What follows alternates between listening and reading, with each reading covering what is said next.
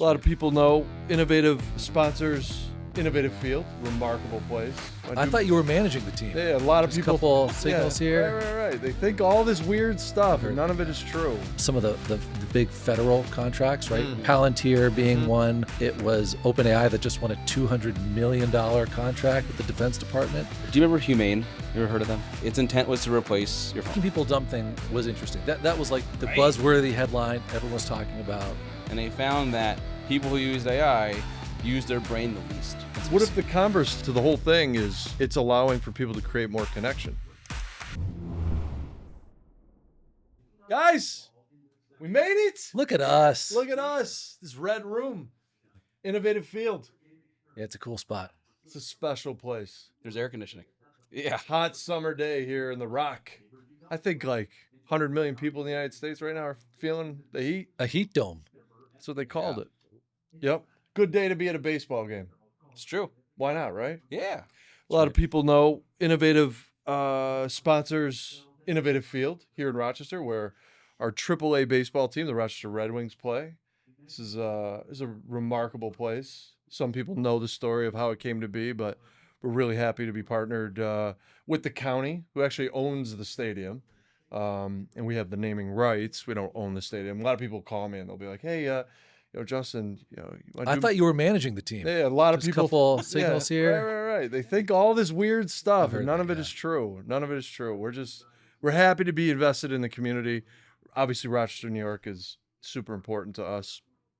So, yeah, it's good. And, it's also a special week because it's Inno Week. For people who know Innovative, we do twice a year. We bring all of our employees together, and about half of our company is remote. Half of our company is based in either Boca Raton, Florida, or Rochester, New York. So this week, we have all 100 plus employees here in Rochester, and soon they'll descend here on the field. And I think one of our employees, Erin Malloy, is going to do the first pitch, which is pretty cool. She was warming up yesterday. Rocket arm. She's ready. What do you guys think of in a week? Well, as someone who is remote, Yeah. I live in Chicago. Oh, yeah. It's great to come in, right? Seeing everyone as often as I do is great as a floating square in a Zoom meeting. But coming in, obviously, these in-person conversations are so awesome. Getting to do this is awesome. But in a week as a whole, lots of companies will have their SKO, but once a year. I think the halfway point is great. Another time for us to come together, align on mission. We did a lot of branding things this time as well. But also, have some fun with the work. It's what makes Innovative cool and in a week interesting. Yeah, I think there's a lot of just cool organic conversations that have started happening through the week, and we can always jump on a Zoom together and talk, but just even kind of joking around through the office, we shoot the shit a little bit, but then it kind of shifts back to work and ideas that we've got, and it's been a good flow. And outside the office, volunteer events. You mentioned giving back or investing in the community, right, in Rochester. A bunch of things that have been lined up, people can choose to do, which is really fun just for volunteerism. Great use of time. Yeah, we were at Food Link yesterday. I know we were over at Mount Hope Cemetery doing some work. I know that we did some volunteering over at Cameron Communities. These are obviously Open door mission. Yeah, and these are really important places here in Rochester. The organizations that we're supporting, some of them being customers, they're really critical. So we, what was interesting is we started doing volunteer opportunities as a thing, as part of In a Week a few years ago, and it just grew. And this year, by far the biggest give back as far as time and effort and energy. And virtually every employee has leaned into that, which I also think is remarkable. It's a testament to the type of people that we hire and this culture that we believe in supporting and cultivating. So it's special. But enough of In a Week and Innovative. Let's talk about AI. Let's talk about what's cooking. Yay. We got a lot going on, man. It's been newsworthy. Feels like past few weeks since the last pod, more than ever. I know. Would you say it's been less about the technology, more about the impact? No, but I Okay. do think impact has risen along the technology, right? Sure. There was this breakneck pace of technology announcements, this arms race of tech from the different companies overriding each other.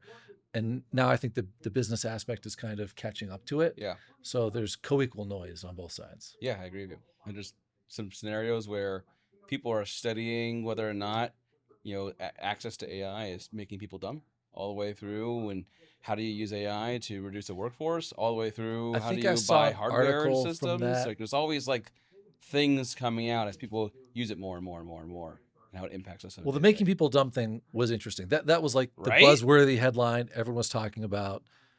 Here's a question: Yeah. Is it true?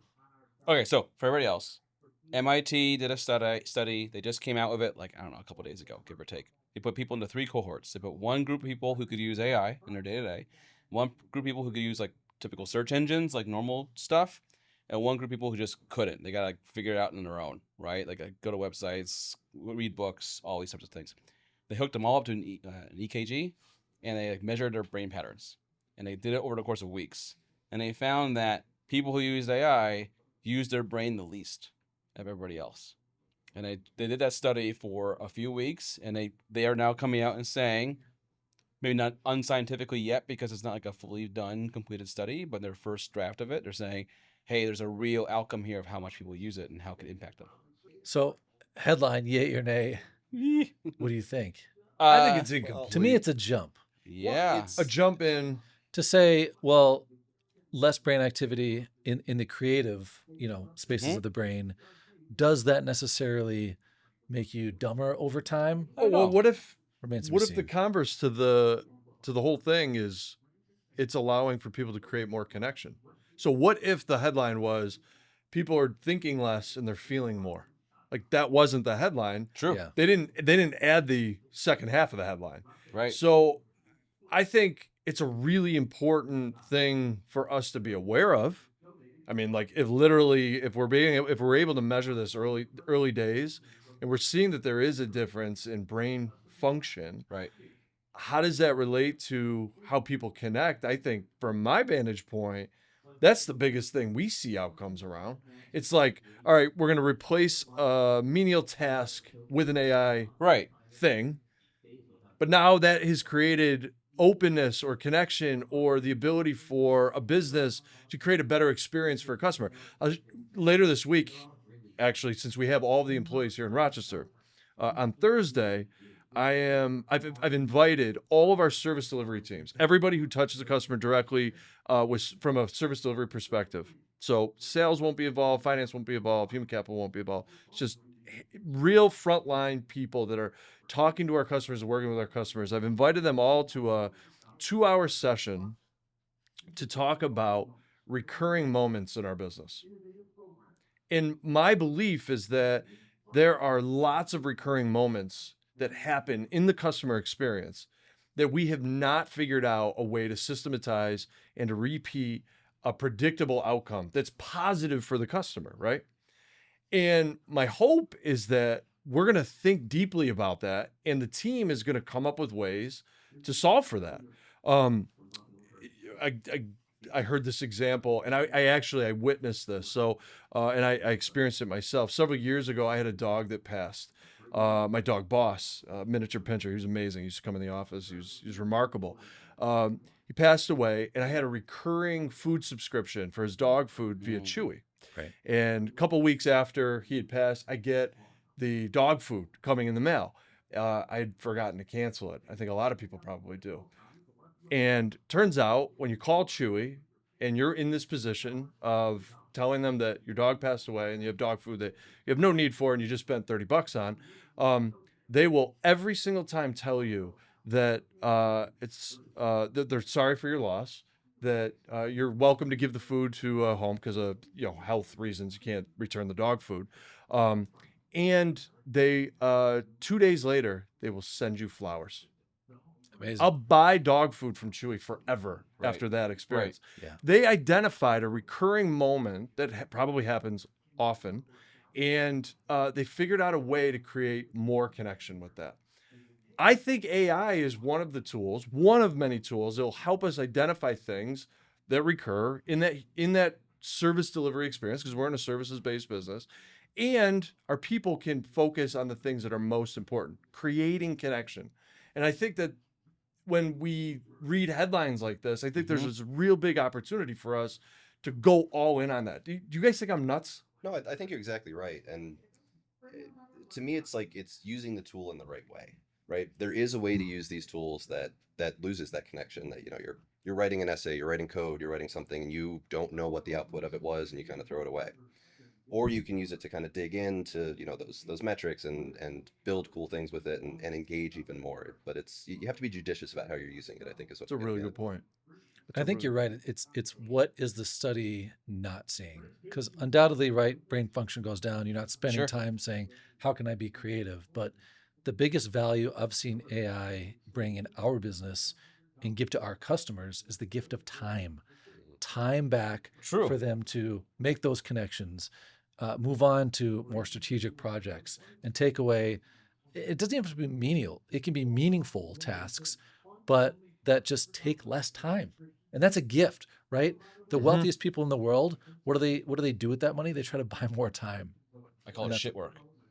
So I okay. do a whole bunch of shit work. Like, all right, sure, maybe like stretches my brain at that moment for something that seems maybe worthless at the moment. Yeah. Right. But maybe the study doesn't capture what is the task, what is the thing. Does it matter ultimately?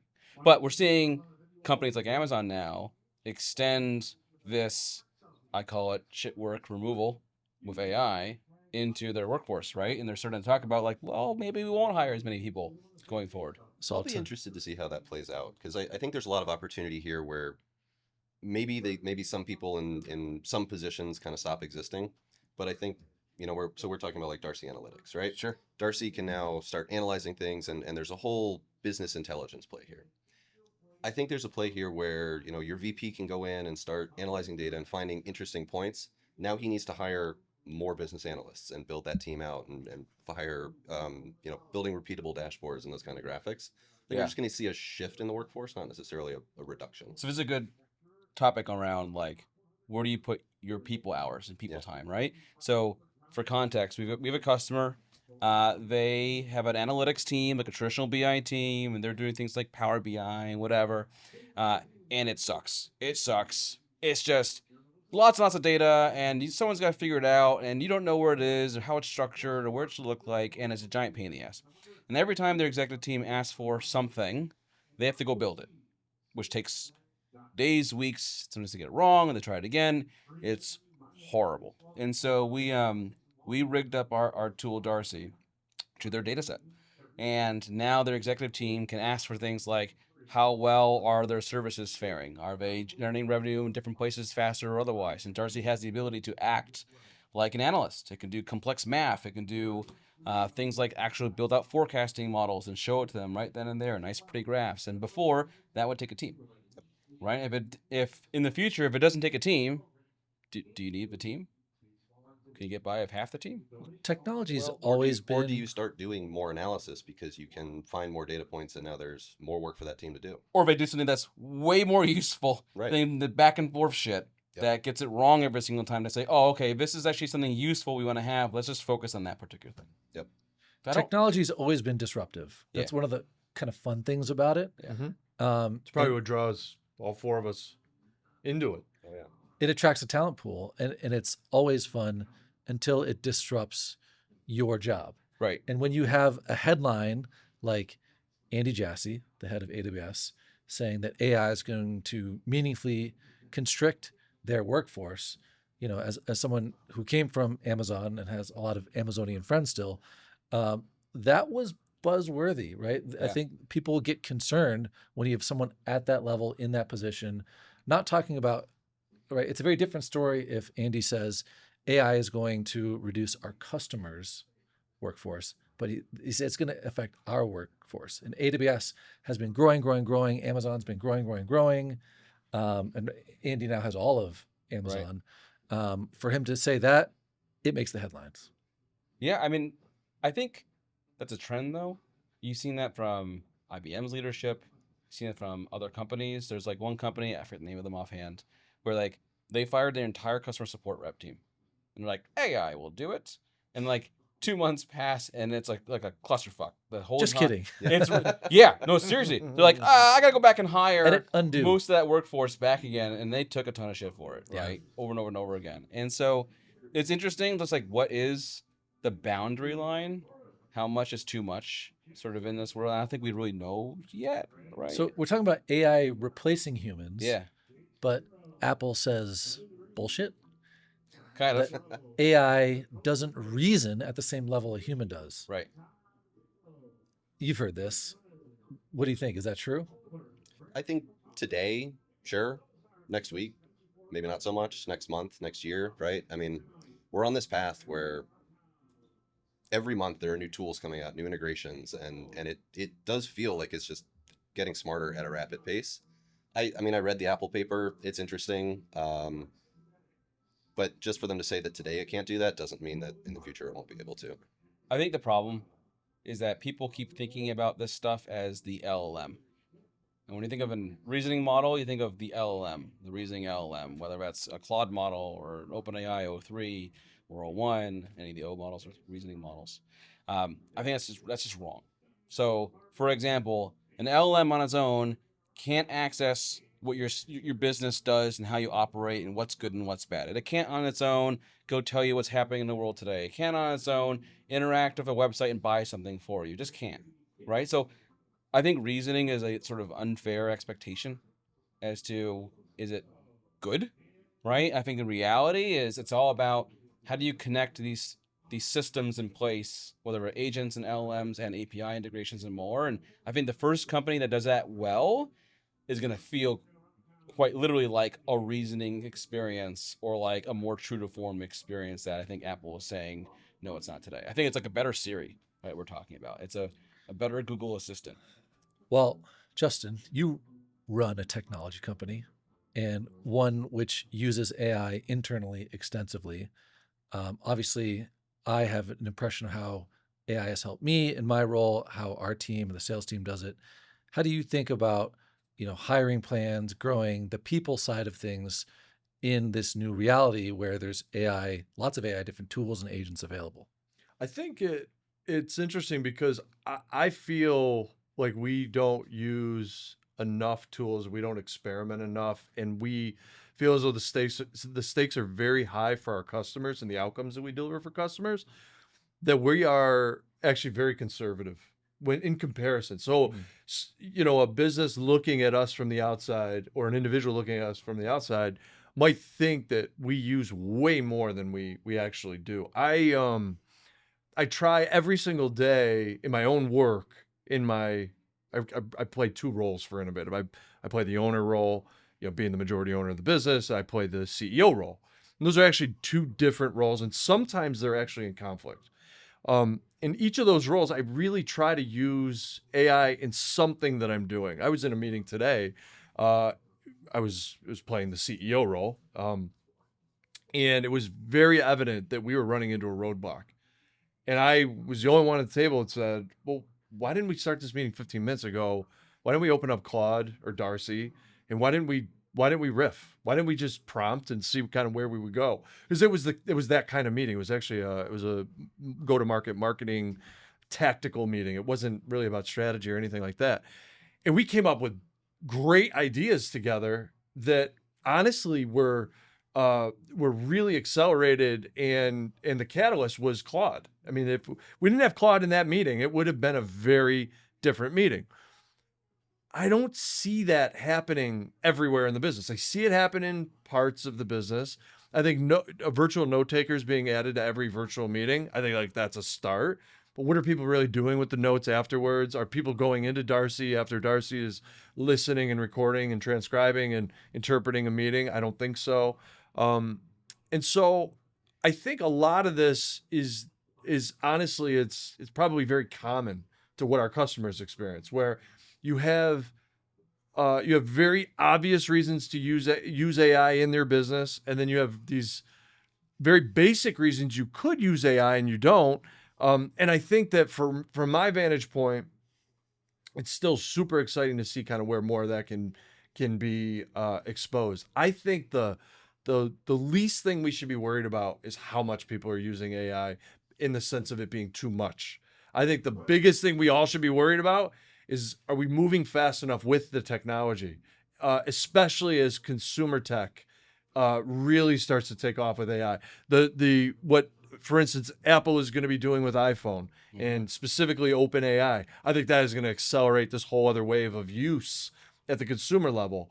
Because it's going to be so embedded and so integrated into the iPhone experience. Google or Android phone users, they know that's today, like some of that stuff that Apple's coming out with, they've had for quite some time now. So I'm excited about it, and I think that this will continue to propagate. And even new devices. Like the flip side of that is OpenAI partnering with Johnny Ive, the Right. design creator of the iPhone, to market, make, and sell a device that's Right. designed with AI as part of it from the ground up. Do you remember Humane? You ever heard of them? Humane AI. Nothing. No. They're like, I heard the story of Boss. I'm thinking Humane they were. Society. So they were. I think there were two people coming out of OpenAI early on. Oh, were they the pin? Yeah, they Yeah. made the Humane pin. It was like a little like gadget Wismo thing, right? And it's set right here. Yep. Okay. And its intent was to replace your phone. Yep. And you could like, boop, right? Yep. And you could talk to it, and it was supposed to act like an assistant. Right. Like, oh, I'll call an Uber for you. I'll do whatever, right? And if you hold your hand to it, like a laser thing, like you could see writing in case you need to like type in a password or whatever, right? And it failed horribly. Couldn't take selfies. Failed, like it couldn't take selfies, right? Failed horribly in market. And it was mainly because a lot of these systems either are really Wi-Fi dependent or need big batteries. Right. Or like, so like the design aspect of it is not solved. I'm really interested in seeing what they come up with. Well, the big issue with that was it's something new. Most people, I don't know about you guys, I don't go around wearing pins very frequently. I mean, Well, Ascots, yes. Pins, no. sure. Yeah.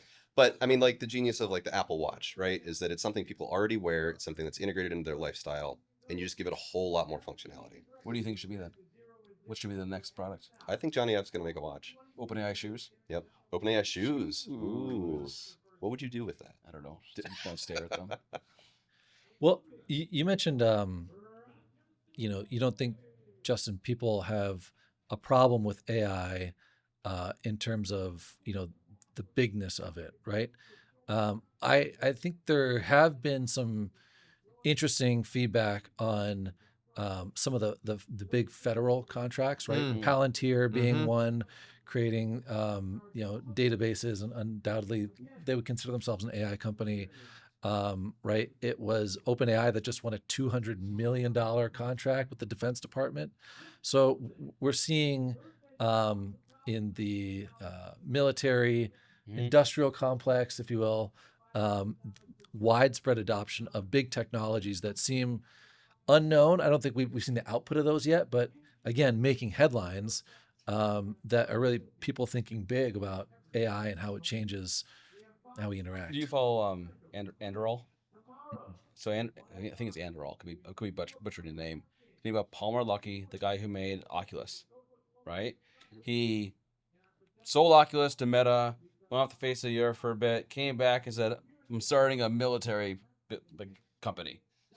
He was making every fucking young VR man's dream. headsets, right? He's like, "I'm just gonna make a." And what they do now is they make drones, right? But really complex, fully autonomous, AI-driven drones. We're talking like Predator drone things, fighter jet drones, Military level. military. All they're doing is the interconnected drone military, and it's 100% powered by machine learning models, AI systems, and more.